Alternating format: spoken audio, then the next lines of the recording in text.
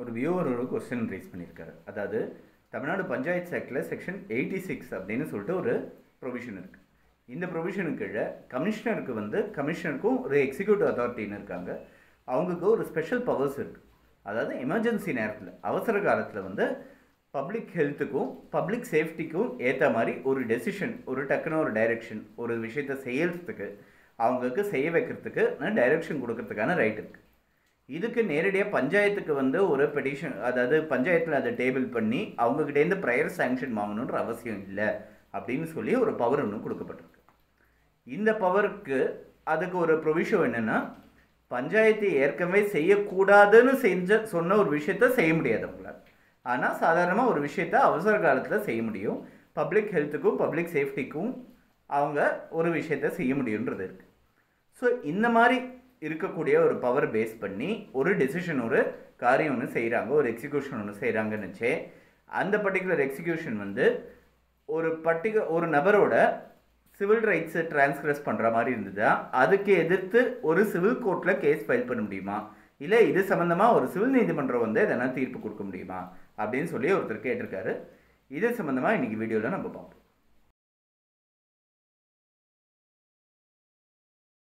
86 தமிழ்நாடு பஞ்சாயத்து ஆக்டில் கொடுக்கப்பட்ட அந்த ப்ரொவிஷன் நம்ம பார்த்தோம்னா, இந்த செக்ஷன் 86 கொடுக்கப்பட்ட அந்த ப்ரொவிஷனோட தனித்தன்மைன்னு நம்ம பார்த்தோம்னா, பஞ்சாயத்தோட சாங்ஷனோட செய்யக்கூடிய ஒரு விஷயத்தை சாங்ஷன் இல்லாமல் செய்யறது அவசர காலத்தில் செய்ய முடியும். அதுதான் அந்த பர்டிகுலர் எனாக்ட்மெண்ட்டோட ஸ்பிரிட், அந்த பர்டிகுலர் செக்ஷனோட ஸ்பிரிட். அதாவது சாதாரணமாக ஒரு சாங்ஷனோட செய்யக்கூடிய ஒரு விஷயம் அவசர நேரம் எல்லாருக்கிட்டையும் கழுத்தை வாங்கிட்டு தான் பண்ணணும்னா, அந்த பப்ளிக் ஹெல்த்தை பப்ளிக் சேஃப்டிக்காக செய்யக்கூடிய விஷயம், ஒரு பொது நலனுக்காக அவங்க பாதுகாப்புக்காக செய்யக்கூடிய ஒரு விஷயத்த அது ஜியோபடைஸ் பண்ணுற மாதிரி ஆகிடும். அவங்க கழுத்து வந்தால் தான் பண்ண முடியும்னுச்சு. அதனால இமீடியட்டாக செய்யறதுக்கு ஒரு சின்ன ஒரு ப்ரொவிஷன் ஒன்று இருக்குது. இந்த பவர் எக்ஸிக்யூட்டிவ் அத்தாரிட்டிக்கு கொடுக்கப்பட்டிருக்கு. அதே மாதிரி கமிஷனருக்கு கொடுக்கப்பட்டிருக்கு, யூனியன் கமிஷனருக்கு கொடுக்கப்பட்டிருக்கு. ஒரு பஞ்சாயத்து யூனியனுக்கு ஒரு கமிஷனர் இருப்பாங்க, அவருக்கு கொடுக்கப்பட்டிருக்கு. ஸோ இந்த பவர்ஸை பேஸ் பண்ணி அவங்களால செய்ய முடியுமே தவிர்த்து மற்றபடி வேறு எதுவும் ஸ்பெஷலான ஒரு பவர்ஸை, அதாவது இது சாதாரணமாக இல்லவே இல்லாத ஒரு பவர்ஸை அதுக்கு கொடுக்க வரல அவங்களுக்கு.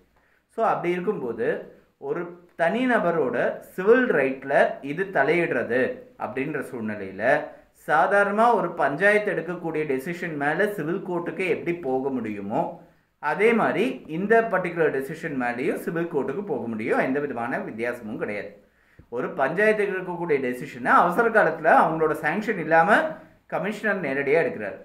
ஸோ ஒரு சாதாரணமாக பஞ்சாயத்து எடுக்கக்கூடிய ஒரு டெசிஷன், ஒரு ரோடு போடுறாங்க, என்னோட இடத்துல அவங்க டிரான்ஸ்கிரஸ் பண்ணுறாங்க, பஞ்சாயத்து மேலே நான் சிவில் கோர்ட்டில் ஒரு கேஸ் ஃபைல் பண்ணுறேன் இல்லைங்களா, அதே மாதிரி அதே பேசிஸில் இந்த பர்டிகுலர் கேஸில் கூட நான் பஞ்சாயத்து மேலே சிவில் கோர்ட்டில் கேஸ் ஃபைல் பண்ண முடியும், கமிஷனர் மேலே சிவில் கோர்ட்டில் கேஸ் ஃபைல் பண்ண முடியும், இல்லைன்னா ரிட் பெட்டிஷன் கூட ஃபைல் பண்ண முடியும்.